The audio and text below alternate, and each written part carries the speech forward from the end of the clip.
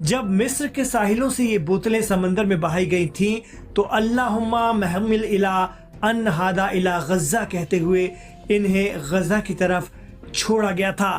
हाँ मेरे दोस्तों, जब हुकूमतें खामोश हो जाती है तो वहाँ की जनता बोल पड़ती है, और ये मिस्र की जनता ने एक मिसाल ऐसी कायम की है। जब मिस्र के साहिलों से ये बोतलें समंदर में बहाई गई थीं, तो अल्लाहुम्मा महमिल इला अन हादा इला गज़ा कहते हुए इन्हें गज़ा की तरफ छोड़ा गया था, जिसका अर्थ है ए अल्लाह रब्बुल इज़्ज़त, ये सामान गज़ा के ज़रूरतमंदों तक पहुंचा देना। मुझे यकीन है कि ऐसा होगा, क्योंकि तू बड़ा रहम करने वाला और मजलूमों का मददगार है।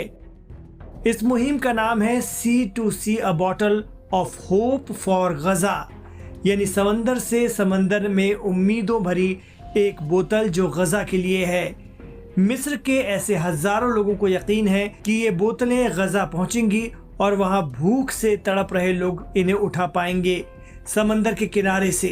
और अब वाकई वो दिख रहा है, लोगों के हाथ ये अनाज से भरी बोतलें लगने लगी हैं। दरअसल गज़ा में इसराइल की जबरदस्त घेराबंदी और लगातार हमलों के बीच हजारों छोटे छोटे बच्चे, बुजुर्ग, खवातीन भूखमरी से जूझ रहे हैं।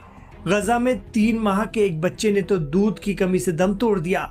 लोग खाना लेने इमदाद सेंटर पर पहुंच रहे हैं तो इल्जाम लगता है कि इसराइल की फौज एक साथ 35-40 लोगों को गोलियां मार रही है।